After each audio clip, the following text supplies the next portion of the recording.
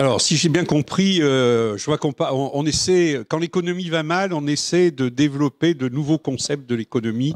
J'ai vu aussi dans la presse qu'il y avait un débat ce soir sur l'économie symbiotique.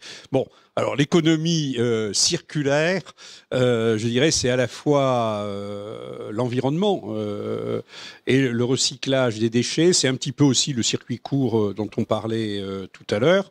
Bah, moi, je crois on est dans une région où il y a je répète, il y a un potentiel. Le circuit court, je l'ai évoqué.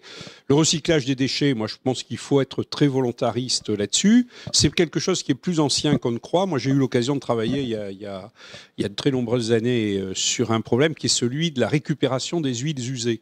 Les huiles que vous mettez dans votre moteur, en grande partie, celles des fabricants d'huile français, pour la plus grande partie, c'est des huiles de récupération qui ont été retraitées. Et ça se fait depuis plusieurs dizaines d'années. Donc ça veut dire que et il y avait aussi une taxe. C'est le problème des écotaxes, bon, qui est quelque chose de très sensible et qu'il faut arriver à mettre en place, je pense, en concertation avec les professionnels. Mais je crois que c'est une piste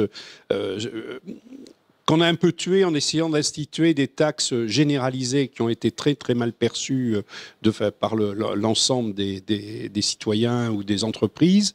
Je pense par contre les exemples que je connais, notamment cet exemple des huiles usées, sur un secteur, des écotaxes dans un secteur déterminé, en concertation avec les professionnels, ça permet de donner d'excellents résultats. Donc je pense qu'il faut travailler dans cette direction.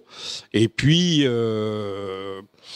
moi je pense aussi qu'il faut effectivement économiser les ressources, économiser l'énergie, c'est indispensable. Le champ des économies d'énergie est considérable, notamment dans le secteur de la construction. Et ça intéresse tout le monde, pas seulement les entreprises, ça intéresse les citoyens.